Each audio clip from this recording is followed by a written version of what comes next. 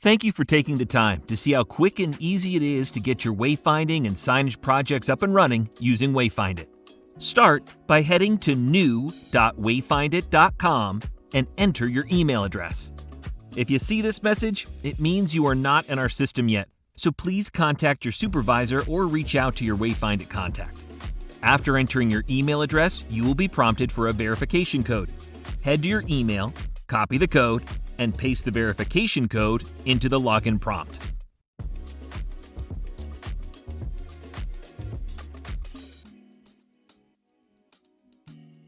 You'll be directed to your project dashboard. Click on the Create Project button to create a new project. Enter the project name and click on the Create button.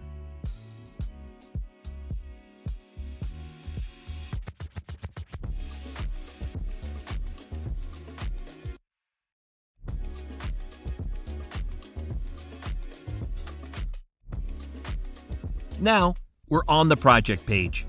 When it comes to creating projects, we will ideally have two things: the floor plans we'll be plotting signs on, and the list of sign types.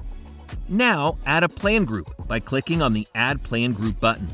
Plan groups act as folders or categories for your plans. For exterior plans, you might organize your plan groups by regions or cities. If you have an interior project, your plan group might be the building name, and the individual plans would be the levels of the building. To upload individual floor plans, you can either drag the file and drop it on this rectangle, or click on the rectangle to direct the system to the right file.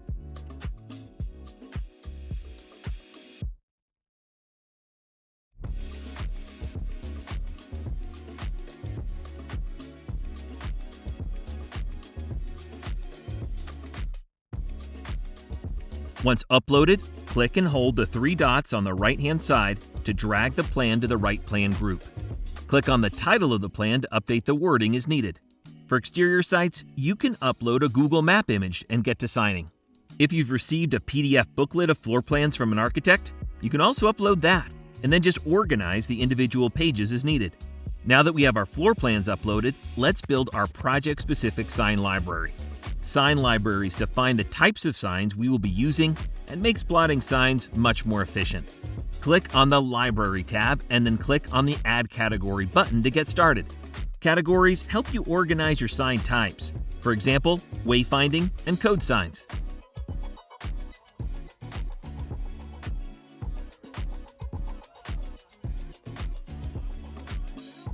Then, click on the Add Types button to add the sign types. Click in the named fields to add a description of the sign and the sign code.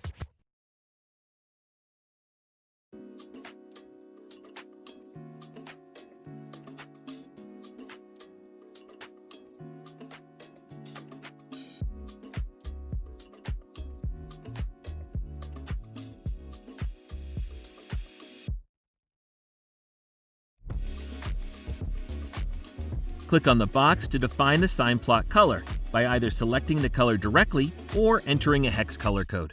It should be noted that you can also create global libraries that can be used across projects. We'll review that in a later video. From here, you're ready to start your sign planning takeoffs. Click on the Overview tab to get back to the project overview, and click on the folded paper icon to get either to our uploaded floor plan or exterior image. In this case, we'll go with the floor plan, but this works the same either way. You can click and hold, then drag the plan around to move it. And you can use the mouse scroll wheel to zoom in and out. To add a sign, simply double-click on the floor plan where you'd like to place it. On the left-hand pane, a summary of the sign information will appear. From here, we can update the sign type and enter the architectural room number.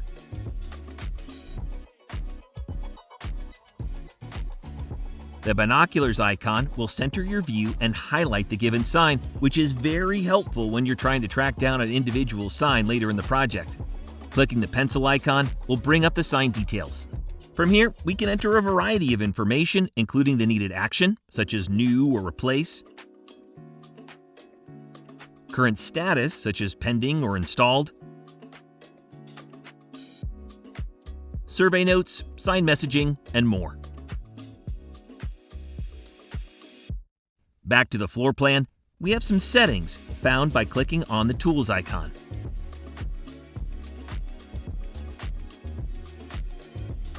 Click on the Display Sizing heading to find the option to change the locator size. This can be helpful not only in viewing sign locations and plots at a glance, but also will impact how large the plots appear when you print or export. Another helpful feature for quick sign adding is found by clicking on this lightning bolt button.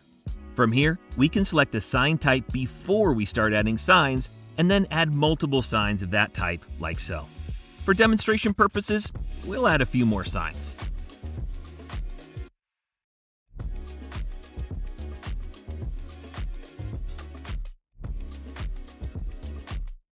To move signs, we simply click and drag. To move multiple signs, hold the Shift key and click and drag to select all the signs within the selection box, or hold the Shift key and click individual signs.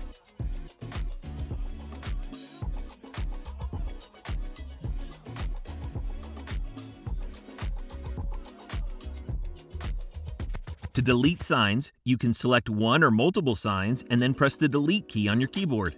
You can also find the option to delete within the plot details screen.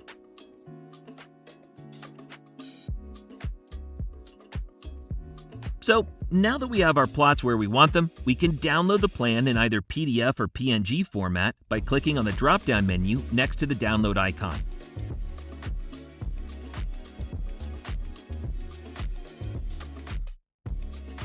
We can also filter what plots will appear on that download by clicking on the Filters button and specifying which sign types we would like to appear or hide.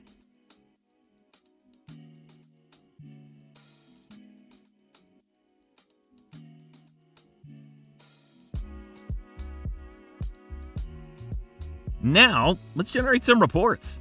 Click on the left-hand arrow button to get back to the project overview. In the Actions section, we offer a variety of reports and download options. For quantities, you can download a PDF or Excel report by clicking on the respective drop-down menus.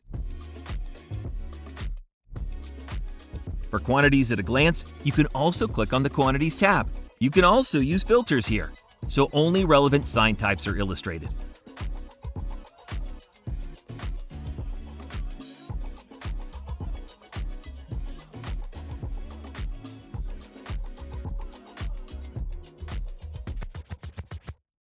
Another report to highlight is the text-only report under the PDF menu for a list of all signs in the project, including messaging schedules, had we added messaging to the signs earlier.